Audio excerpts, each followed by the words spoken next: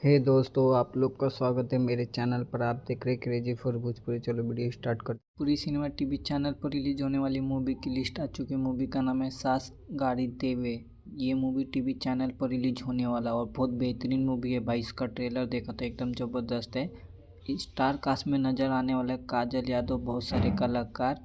आप बोलती है मूवी कब रिलीज होने वाला है। इसी के साथ और एक अपडेट है मेरे पास, जैसी करनी वैसी भरनी। ये भी मूवी एक ही दिन पर रिलीज हो रहा है दोनों, और टाइमिंग भी सेम है भाई।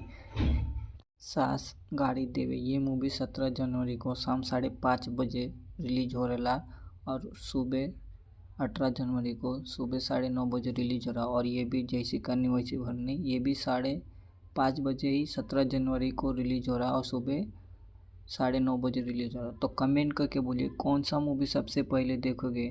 कमेंट में ज़रूर बताएं, और वीडियो अच्छी लगी तो लाइक करें, शेयर करें, सब्सक्राइब करें। मिलता है नई वीडियो में। धन्यवाद।